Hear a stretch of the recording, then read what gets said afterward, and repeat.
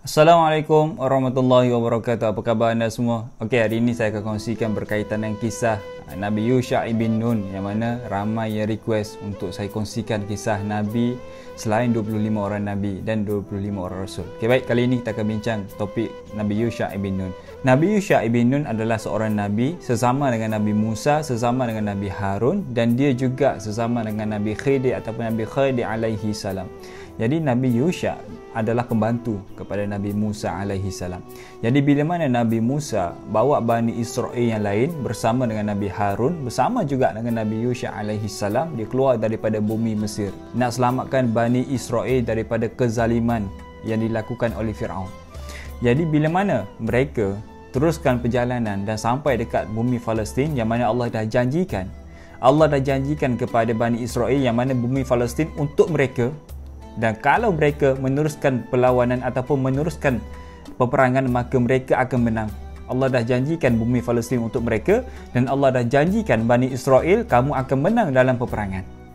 Tapi bila mana mereka meneruskan perjalanan dan sampai dekat bumi Palestin, sebelum sampai dekat bumi Palestin, mereka dah nampak yang masyarakat Palestin badannya tegap, badannya besar, tubuh badan mereka sangat besar. Jadi menyebabkan Bani Israel mereka takut, tak berani nak meneruskan peperangan. Sampailah mereka kata kepada Nabi Musa alaihi salam, wahai Musa, pergilah kamu berperang. Kami akan duduk dekat sini dan kami akan melihat. Andai kata peperangan kamu menang, panggillah kami dan kita akan masuk Palestin sama-sama. Tengok betapa biadabnya mereka, betapa mereka tak percaya dengan apa yang Allah janjikan kepada mereka. Sedangkan sebelum tu Allah dah bagi tahu kepada mereka yang mereka ni akan menang dalam peperangan, dan bumi Palestin ni memang milik mereka. Tapi disebabkan itulah Allah tarik balik yang bumi Palestin bukan milik mereka. Dan Nabi Yusha juga di antara Nabi yang ikut Nabi Musa alaihi salam. Ketika mana Allah bagi tahu kepada Nabi Musa, ada seorang hamba aku dekat sana yang memiliki ilmu yang kamu tidak miliki, dialah Nabi Khidir alaihi salam. Maka bila mana dalam perjalanan Nabi Musa bawa seorang pembantu atau bawa seorang anak murid yang bernama Nabi Yusha ibn Nun. Jadi Nabi Yusha ibn Nun lah yang pegang satu bakul ataupun satu baldi, bakul lah kot kan, yang dalam tu berisi satu ikan yang tak hidup, ikan yang dah mati. Dan ketika mana mereka sampai di tempat rehat yang pertama, yang mana Nabi Musa berehat, tidur dan sebagainya, Nabi Yusha menjaga akan menunggu guru yang sedang berehat. Dan ketika itulah ikan yang dibawa oleh Nabi Yusha ibn Nun bergerak dan keluar daripada bakul yang dibawa oleh Nabi Yusha ibn Nun dan terus masuk ke dalam air. Dan itu di antara kisah Nabi Yusha ibn Nun bersama dengan Nabi Musa alaihi salam. Maka bila mana Nabi Musa dah pun wafat, maka Nabi Yusha ibn Nun lah yang akan meneruskan dakwah Nabi Musa alaihi salam untuk mengajak Bani Israel ke jalan kebaikan, untuk mengawal ataupun untuk menasihati Bani Israel untuk banyakkan buat kebaikan dan tinggalkan segala kemungkaran. Maka bila mana mereka decide untuk masuk dalam bumi Palestin balik, maka berlakulah peperangan Bani Israel yang diketuai oleh Nabi Yusha ibn Nun. Maka sebelum peperangan, Nabi Yusha dah nasihatkan, dah arahkan kepada Bani Israel, aku tak mau 3 golongan ni ikut dalam tentera-tentera aku. Sebelum peperangan lagi, Nabi Yusha dah nasihatkan, dah arahkan, aku tak mau 3 golongan ni ada dalam tentera-tentera aku. Golongan yang pertama adalah mereka yang baru sahaja berkahwin, sementara mereka belum lagi membina rumah ataupun belum lagi membangunkan rumah. Golongan yang kedua, sesiapa yang bangunkan rumah tapi belum lagi pasang atap, maka jangan ikut juga dalam tentera-tentera aku.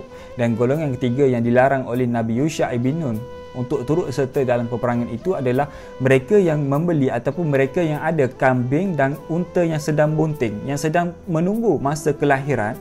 Jangan juga ikut dalam peperangan aku, kerana kamu memang ternanti-nantikan akan kelahiran unta kamu, menanti akan kelahiran kambing kamu. Kerana dalam peperangan ini Nabi Yusha mahukan semua tentera-tentera dia dalam kalangan Bani Israel untuk fokus dalam peperangan. Tak mau dalam peperangan tengah fikirkan urusan-urusan yang luar daripada peperangan. Jadi bila mana mereka sedang berperang pada hari Jumaat, pada masa tu dah pun nak masuk waktu asar ataupun dah pun melepasi waktu asar, maka ketika itu hampir sahaja matahari nak terbenam.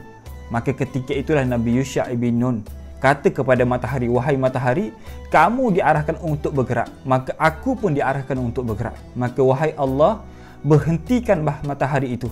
Wahai Allah, berhentikanlah matahari itu. Maka ketika itu jugalah matahari itu berhenti daripada bergerak. Dan Nabi Yusha meneruskan peperangan.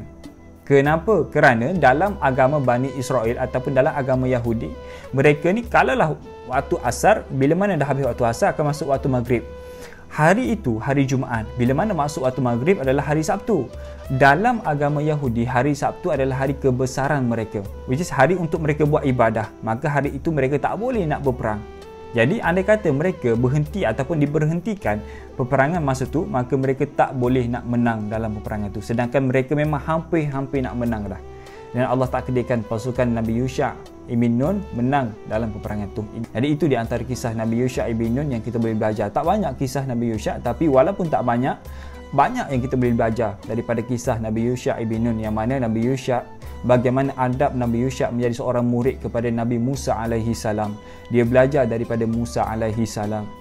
Bila mana dia menjadi anak didik kepada Nabi Musa, bagaimana adab dia sebagai seorang murid menghormati gurunya Nabi Musa alaihi salam. Dan di antara adab yang lain juga, Nabi Yusha meneruskan dakwah gurunya, yang mana Nabi Musa berdakwah kepada Bani Israel. Maka dakwah itu diteruskan oleh anak murid dia, disambung oleh Nabi Yusha ibn Nun. Jadi itu saja video kita untuk kali ini. Semoga video kita kali ini memberi manfaat kepada anda juga, dan anda pun boleh belajar sama daripada video kita kali ini. Dan jangan lupa untuk kongsikan video kali ini. Assalamualaikum warahmatullahi wabarakatuh. Okay, satu lagi sebelum saya habiskan video kita kepada kali ini, iaitu saya nak kongsikan kepada anda, iaitu satu produk itu daripada saya sendiri. Saya sendiri yang buat produk ni, saya sendiri yang pergi beli bahan, saya sendiri yang baking. Okey, produk ni daripada saya, dan saya belajar formula resepi macam mana nak hasilkan satu cookies yang sangat sedap. Okey, saya ada produk yang bernama The Snack Cookies, yang mana The Snack Cookies ni adalah daripada saya sendiri, yang saya sendiri pergi belajar macam mana nak buat cookies yang sedap. Okey, just nak share kepada anda, saya ada dua flavor. Saya ada dua freezer, iaitu yang dekat tangan saya adalah freezer V Cookies. Kalau V Cookies adalah daripada vanilla butter, anda boleh tengok gambar yang lebih jelas. Okey, V Cookies daripada vanilla butter, dan satu lagi adalah Cha Cookies, pun sama, anda boleh tengok gambar yang lebih jelas.